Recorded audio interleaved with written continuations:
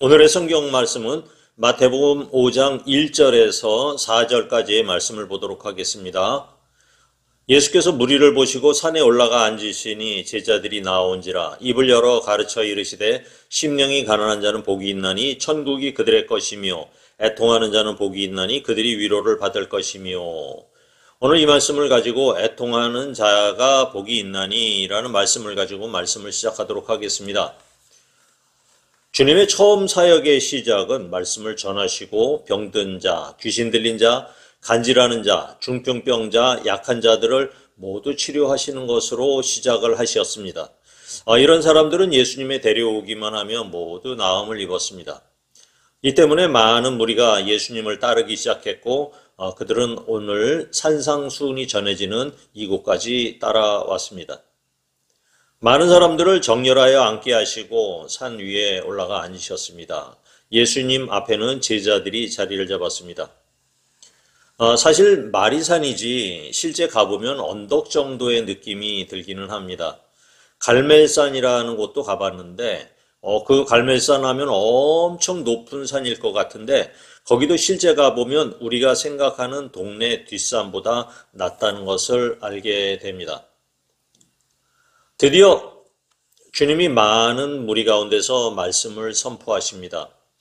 이것은 굉장한 의미를 갖고 있는데 하나님이신 예수님이 많은 무리 앞에서 선포하시던 말씀은 마치 시내산에서 율법이 선포되는 것과 같다고 할 수가 있습니다.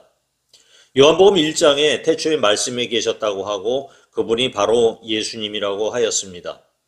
예수님도 자신은 아버지와 하나라고 하시고 아버지의 뜻이 아니고는 말하고 행하지 않는다고 밝히고 계십니다. 로고스 대신 예수님이 태초에 천지를 만드는 사역의 주체로 일을 하신 것입니다. 그분이 시내산에서 말씀이 선포될 때에도 계셔서 이스라엘을 구원하는 일에 동행하셨던 것입니다. 주님이 1400여 년 전에 선포한 말씀을 지금 백성들이 많이 오해를 하고 하나님의 본뜻이 왜곡되어 지키고 있다고 생각을 하신 것입니다.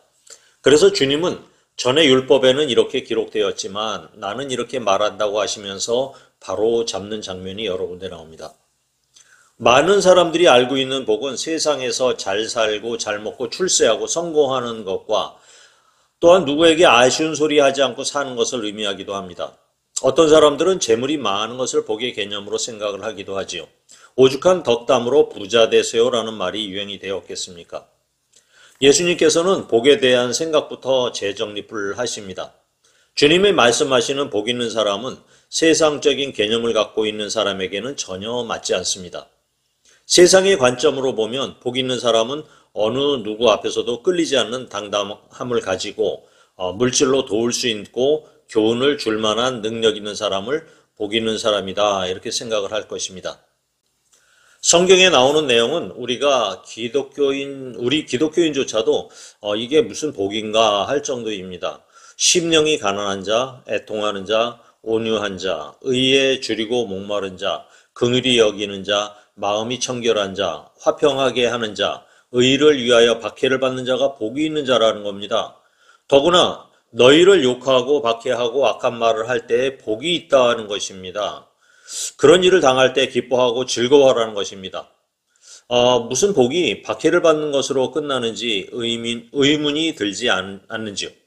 확실히 주님이 생각하는 복의 개념과 우리가 생각하는 복의 개념과는 많은 차이가 있습니다. 산상수훈을 잘 보면 심령이 가난한 자와 애통하는 자, 온유한 자는 비슷한 흐름을 갖고 있는 것을 알 수가 있습니다. 심령이 가난한 자 때문에 애통을 하게 되고 애통을 많이 하는 사람은 온유해지는 경향을 갖고 있기 때문입니다. 고난을 많이 받은 성도들에게서 나타나는 현상 같지 않나요? 온유해진 사람이 의에 대해 궁금해하고 진리를 찾고 강구한다는 것이지요. 의를 찾을 정도 되는 사람은 마음이 청결해지고요. 그렇게 마음이 청결해지는 복을 받은 사람은 남을 긍휼히 여기는 자가 되고 화평하게 하는 역할을 하는 자가 되는 것입니다. 그런데 그렇게 주님이 원하는 복을 받은 사람의 결말은 의를 위하여 박해를 받는 것으로 귀결이 됩니다. 잘 생각해보면 박해를 받는데 어떻게 기뻐하고 즐거워하겠습니까? 예수 잘 믿고 여기까지 왔으면 세상 사람 사는 맛대로 여유를 즐기며 살아야 하는 것은 아닌가요? 주님이 말씀하시는 복은 우리 삶에서 느끼는 그런 것이 아님은 분명합니다. 가장 기본적으로 갖추어야 하는 것은 심령의 문제인데 심령이 가난해져야 합니다. 누가복음에서는 오히려 가난해져야 한다는 것으로 기록을 하고 있습니다. 지난 강해에서 심령이 가난한 자가 되기 위해서 모세와 다윗 이야기를 했습니다. 다윗의 경우 자기는 하나님을 잘 믿어서 왕이 되었고 그것이 그의 자랑거리가 되었습니다. 다윗은 이렇게 생각했을 겁니다. 나처럼 하나님을 사랑하고 찬양을 잘하니까 이렇게 복을 받은 거야 하고 자만에 빠지다 보니 자기 일을 전혀 알지 못하던 일이 생긴 것입니다. 그런 교만함이 밧세바와의 간통 사건으로 나타났고 사건을 은폐하기 위해 자기의 충직한 부하 장수를 죽이는 일로 나타난 것이지요. 완전 범죄를 꿈꾸는 엄청난 죄를 지은 것입니다. 그러나 하나님께서는 나단 선지자를 통해 책망을 하고 다윗이 울면서 통회를 합니다. 눈물이 베개를 적실 정도로 그는 자신의 죄악에 대해 알게 된 것입니다. 하나님을 잘 믿고 하나님께서도 자기를 신뢰하시고 자기가 하는 모든 일에 대해 하나님께서 인정을 해주신다고 생각을 했는데 이렇게 자기 스스로가 죄로 인해 무너질 것을 생각도 못했던 것입니다. 자기 안에는 죄가 없는 줄 알았는데 완전 죄로 물들어 있는 자신을 알게 된 것입니다. 자기 속에 있는 모든 죄악을 다 고백하고 난 후에 그는 하나님께 모든 것을 다 맡깁니다. 어떠한 징벌도 달게 받겠다고 각오하고 대가를 치릅니다. 모든 것을 다 맡기는 상태, 이것이 가난한 상태라는 이야기입니다. 심령이 가난해지는 것과 애통은 연결이 되는 것을 알 수가 있습니다. 심령에 화인을 맞았더라 하면 누가 나를 건드려! 하면서 왕의 권한으로 나단을 죽일 수도 있었겠지만 다윗의 마음은 달랐습니다. 아마 사울 왕이었으면 여럿을 죽였을 것입니다. 하나님께서 가르치시고 싶은 것은 왕이고 충성스러운 믿음의 사람이라고 하더라도 죄악을 갖고 있다는 사실입니다. 그 죄로 인해 자기를 돌아보고 애통해야 할 줄 아는 신앙인을 원하시는 것입니다. 우리는 어떨 때 슬프고 애통해야 합니까?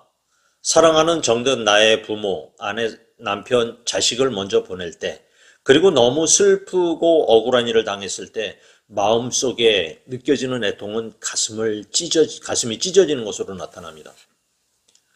저희도 우리 아이가 장애를 안고 태어났을 때 그 사실을 통보받았을 때 울면서 통곡한 일이 기억이 납니다. 모든 일이 부모의 잘못이라고 생각하니 더욱 그랬습니다. 그런 일이 남의 일인 줄 알았는데 나의 일이 되었을 때 정말 억울하고 원통하다는 심정에서 한동안 벗어나지 못했습니다. 우리가 장애를 둔 부모를 이해하고 그들에게 공감을 하는 이유는 그런 상황을 겪었기 때문입니다.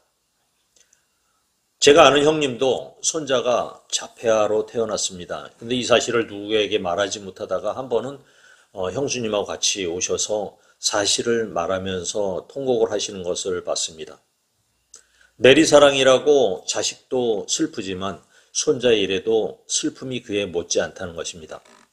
이런 애통을 누군가는 위로해주고 달래줘야 하는데 인간의 어떤 위로도 위로가 되지 않는다는 사실입니다. 또 자식을 교통사고로 먼저 보낸 동료가 있었습니다.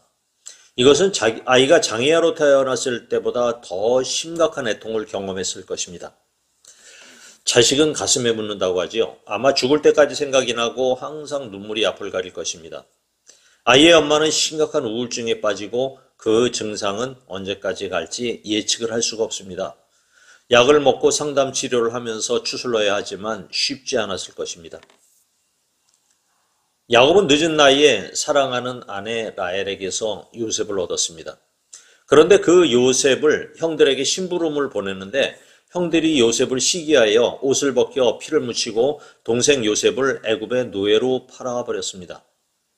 형들이 아버지 야곱에게 요셉의 옷을 보이며 짐승에게 먹혔다는 것을 말했을 때 야곱의 심정은 비통 그 자체였습니다.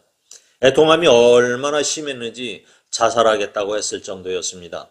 이 일로 요셉의 형들은 미안함과 죄스러움에 방황을 하거나 삐뚤어지기 시작했던 것으로 보입니다. 그러나 주님은 애통하는 자가 복이 있다는 말을 하시지요. 자식을 잃고 애통하는 자에게 복이 있다고 하면 이해할 부모가 있겠습니까? 자식이 장애아로 태어났는데 그렇게 말을 하면 그렇구나 할 부모가 있을까요? 아마 욕을 먹거나 주먹으로 한 대 맞을 수도 있겠죠. 그런 상황에서 현명한 처신은 그저 옆에 그냥 같이 있어주고 같이 울어주며 같이 애통해야 하는 것입니다. 슬플 때 옆에 있어주면 슬픔이 조금은 줄어들게 되는 것입니다. 주님이 말씀하신 애통은 보다 근본적인 문제에 대한 접근입니다. 이것은 성령님이 임재하셨을 때에만 임하는 애통을 말합니다. 일반 불신자들에게는 이런 애통이 없습니다. 믿는 자가 느끼는 애통이 따로 있다는 것입니다. 천국과 지옥이 있음을 알고 구원을 받는 자가 천국에 간다는 사실을, 그 사실을 믿는 자에게 다가오는 애통을 말합니다. 그러한 애통을 우리는 전혀 이해할 수 없지만 그 애통의 상태를 조금이나마 이해하게 되는 것이 있다면 지금까지 언급한 삶에서 닥치는 억울한 일을 통해 어렴풋이 알게 된다는 사실입니다. 세상에 살면서 지옥의 고통을 경험한 자가 죽은 다음에 당할 고통에 대해 민감해진다면 그는 분명히 믿음이 있는 자일 것입니다. 우리의 영혼이 소멸되지 않고 우리가 죽어서 소멸되지 않고 하나님 앞에 나가서 심판이 있음을 믿는다면 우리의 삶 속에서 애통이 일어나지 않을 수 없다는 것입니다. 믿음이 애통을 일으킨다는 것입니다. 그러나 여러분의 삶은 어떻습니까? 성도들의 삶이라고 하더라도 삶 속에서 애통해야 하지만 반면에 자신의 영적인 상태를 놓고 애통해야 하는 사람을 찾기는 쉽지 않다는 것입니다. 심령이 가난해진 사람이 자기의 영혼을 보면서 애통해야 한다는 것이 주님의 말씀인 것입니다. 성도들에게 닥치는 엄청난 시련이 도움이 될 수 있다는 사실을 믿으십니까? 자식이 엄청난 고통 속에서 죽어가는 것을 보거나 어느 날 갑자기 싸늘한 시신으로 나타났을 때 먼저 걱정하는 것은 무엇인가요? 불신자들은 이것을 통해 원통하고 억울하며 한이 맺히지만 그래도 믿음을 갖고 자식이 믿음을 유지한 가정에서는 인간의 슬픔을 극복하고 하나님이 주시는 위로를 경험하게 될 것입니다. 잠시 후에 다시 만날 것을 아니까요. 그러나 우리 중에 믿지 않는 자녀가 있다면 그 애통함이 정말 클 것입니다. 이런 애통이 우리에게 있어야 한다는 말입니다. 고난이 유익이 되어야 합니다. 지옥을 맛본 고난으로 십자가를 만나야 합니다. 십자가를 통해 구원을 알게 되고 말씀을 통해 믿음이 와야 한다는 것입니다. 예를 들면 주일 다른 일을 보러 어디로 가다가 사고를 만났다면 그 일로 하나님을 생각하고 예배를 기억하고 돌아볼 수 있는 마음, 자기의 영혼을 돌이켜서 애통함이 느껴진다면 그는 복 있는 사람이 되는 것입니다. 다윗은 지은 죄를 생각하고 통곡하며 애통하는 그런 마음을 가졌던 것은 단지 인생이 억울해서 하는 애통은 아니었습니다.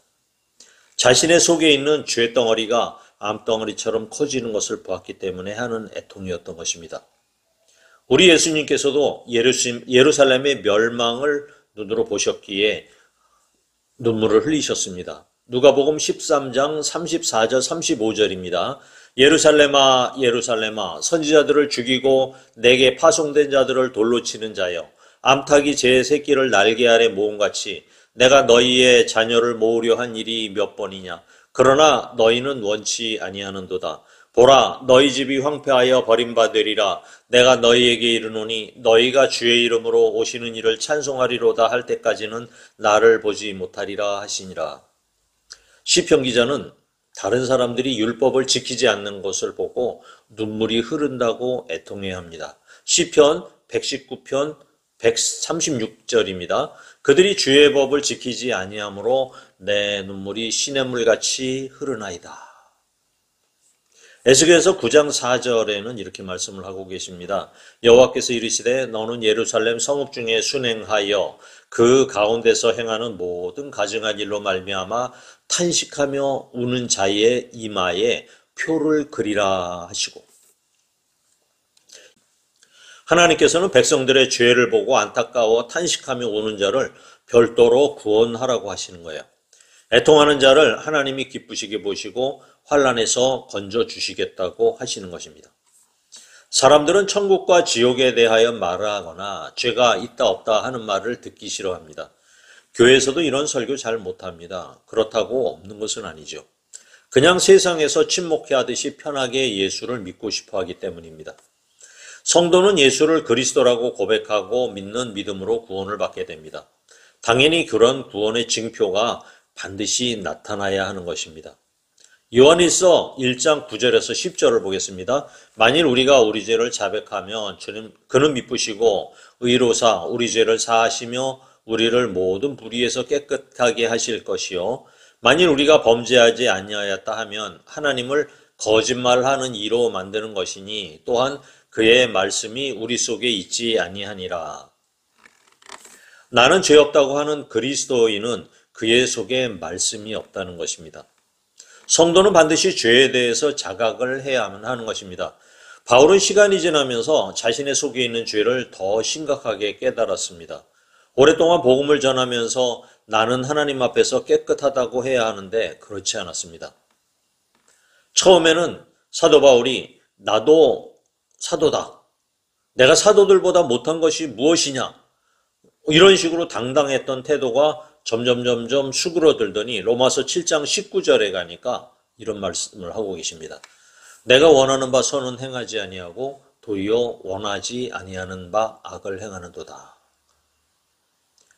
자신이 하는 일이 모두 옳고 하나님이 좋아하시는 일이라고 그 일을 하는 자기는 사도보다 더 큰 사도의 반열에 있는 줄 알았는데 그런 교만한 마음을 가진 나의 마음 자체가 다 악을 행하는 것이라고 고백을 합니다. 뿌리 깊게 자리 잡고 있는 죄가 그렇게 자신을 괴롭히고 고개 드는 것을 말씀을 접하면서 더 선명하게 보인다는 것입니다. 그리하여 사도 바울은 결국에 나는 죄인 중에 괴수다. 이런 얘기까지 하고 있습니다. 하나님을 믿는 자들은 반드시 애통하는 마음이 있어야 합니다. 계시록 21장 3절 4절을 보겠습니다. 내가 들으니 보좌에서 큰 음성이 나서 이르되 보라 하나님의 장막이 사람들과 함께 있음에 하나님이 그들과 함께 계시리니 그들은 하나님의 백성이 되고 하나님은 친히 그들과 함께 계셔서 모든 눈물을 그 눈에서 닦아주시니 다시는 사망이 없고 애통하는 것이나 곡하는 것이나 아픈 것이 다시 있지 아니하리니 처음 것들이 다 지나갔음이로라. 땅에 사는 동안 우리는 우리의 죄를 자백하고 자복하고 회개해야 합니다. 그리고 자신의 죄를 찾아내어 애통해야 하는 것입니다.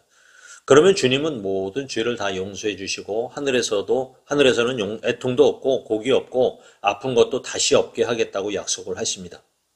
회개만 하면 모든 것을 다 용서해 주시고 없던 것으로 해주시겠다고 주님의 약속을 믿고 사시는 여러분들이 되시기 바랍니다. 애통도 성령이 주시는 마음입니다. 이 애통이 없으면 전도의 열매가 맺히지 않습니다. 교회가 성장을 하지 못합니다. 하나님 앞에서 왜 나는 전도를 못할까요? 왜 교회가 부흥을 하지 못해도 아무 감각이 없을까요? 이웃이 예수를 믿지 않아도 왜 아무 감각이 없을까 하는 애통이 먼저 있기를 바랍니다. 진정으로 예수 믿는 사람들은 이런 것에 애통이 와야 하는데 실제로 많은 그리스도인들이 아무 생각이 없는 무미건조한 신앙생활을 하게 됩니다. 애통의 눈물로 씨를 뿌려야 주님이 기뻐하시는 교회가 될 수 있습니다. 그렇다고 애통아 와라 한다고 오겠습니까? 애통하는 심정이 들지 않는다면 먼저 성령님이 우리와 함께 하시기를 구하시기 바랍니다. 성령의 기름 부으심이 있기를 간절히 기도하시기 바랍니다. 성령이 주시는 애통이 임하기를 바랍니다. 그 애통이 우리에게 위로를 줄 것입니다. 인간이 주는 위로는 어떠한 도움도 되지 않지만 하나님이 주시는 위로를 통해서 우리가 평안을 얻게 되고 하나님이 주시는 참된 행복을 경험하게 될 것입니다. 아멘.